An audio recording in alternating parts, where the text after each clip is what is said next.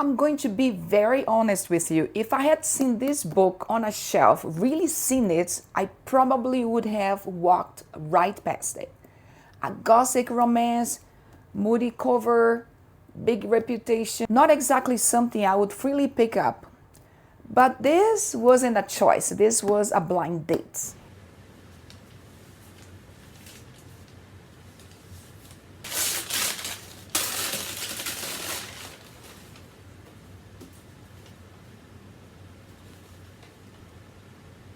I saw the wrapped book, I read the clues, I committed without knowing the title, and only at the very end did I unwrap it and realize I'm reading Rebecca.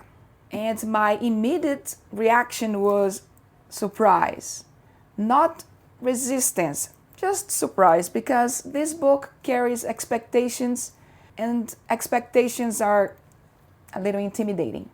Rebecca is one of those novels that arrives with a shadow already attached to it.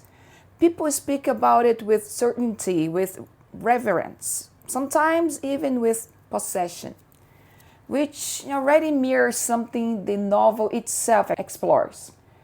What it feels like to enter a space where you are not the first, not the one person compare their memories to.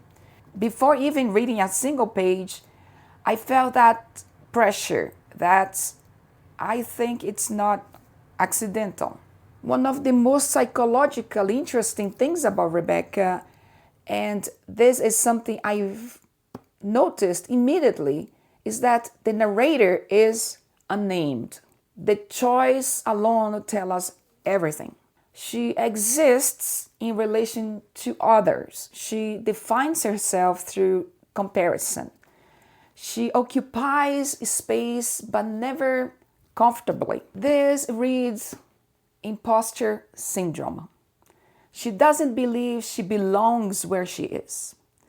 She constantly monitors herself, her tone, her posture, her reactions, afraid of being exposed as inadequate.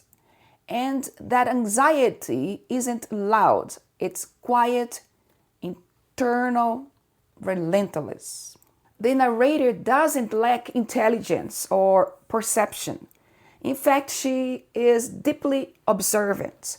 But observation without authority turns into self-erasure. She watches herself being watched. And in that sense, Rebecca isn't just Gothic. It's psychological realism dressed as atmosphere. What fascinates me the most, without going anywhere near spoilers, is that Rebecca herself functions less as a character and more as an idea. She is the absence with gravity. Everyone measures themselves against her. The house bends around her memory. Conversations orbit her. Even silence seems to echo her presence. This creates an obsession, not only within the story, but for the reader. Rebecca becomes a psychological benchmark: confidence, beauty, certainty, control.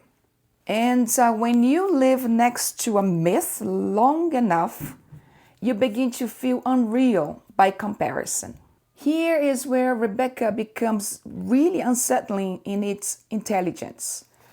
There is a moment handled with extraordinary restraint where love, loyalty, and morality blur, where the narrator is forced to confront not just what she believes is right, but what she feels is right. And what is disturbing and honest is that strength doesn't arrive through moral purity. It arrives through alignment.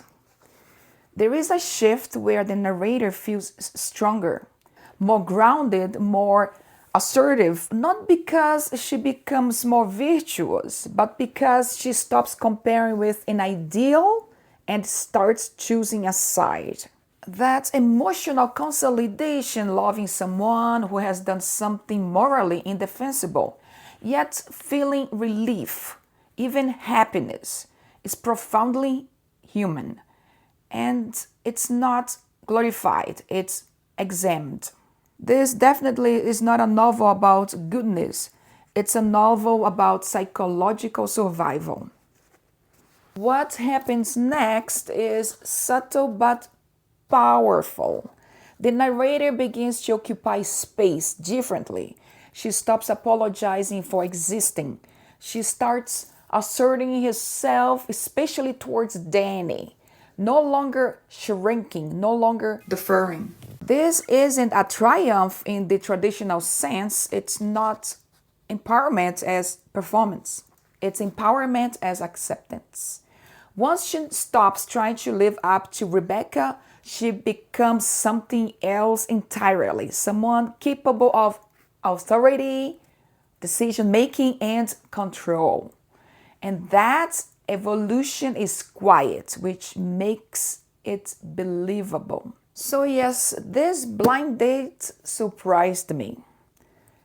Rebecca isn't just a Gothic romance, it's a study of insecurity, obsession, moral compromise, and the strange ways love can reorder our internal compass. Do you think the best blind dates are the ones that challenge the version of yourself, the one you thought you were?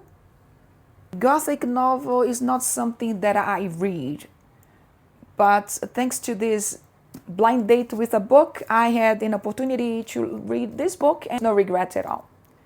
It is really well crafted. I don't think there is any character that we will love. I would say that maybe Rebecca is the one, the most real one. The unnamed narrator, which made me think about the imposter syndrome. Let's be careful with that timid person on the corner just watching everybody. You never know what is inside that person's mind. I think that's, in the end of the day, that's what I have in my mind.